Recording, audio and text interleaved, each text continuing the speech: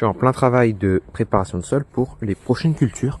L'idée, ça va être d'implanter des légumineuses ici, donc des plantes qui ont, on va dire, un système racinaire assez fébrile. Hein, voilà. Bon, en d'autres termes, il faut avoir un sol assez bien travaillé. C'est pour cela que j'avais réalisé une vidéo vous montrant ce que j'avais réalisé justement sur cette parcelle, c'est-à-dire un labour d'hiver.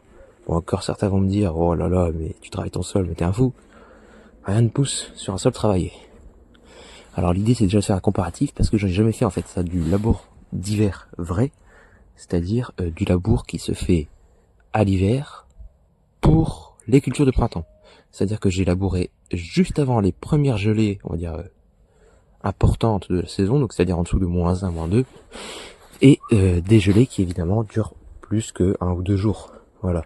Il faut qu'il y ait une succession de gel sur cette parcelle. Qu'est-ce que l'on remarque? Et j'ai commencé à travailler avec cet outil, le cultivateur évidemment, pour voir un peu la reprise de ce qu'on appelle le labour. On est en reprise de labour, et là c'est faire un essai. Un essai de quoi? De reprise.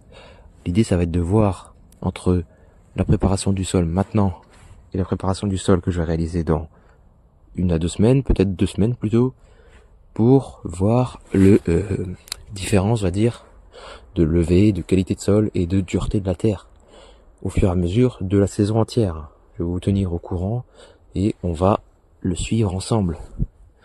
Voilà, donc là, un travail de fissuration a été déjà fait par le gel. On en a la preuve ici. Voilà, on a une belle fissure. Ok, certes, les agrégats sont un peu triés. Mais je vous rappelle qu'ici, on est sur un sol, bon, on va dire vivant, mais ça veut rien dire, encore une fois.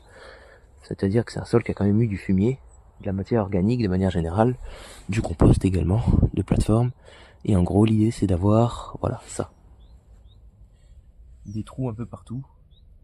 Et vous voyez là, dans cette mode de terre argileuse, on repère une zone un peu noire, noirâtre.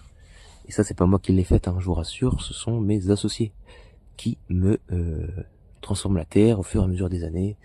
Voilà, pour passer de ça à une couleur un peu plus évoluée.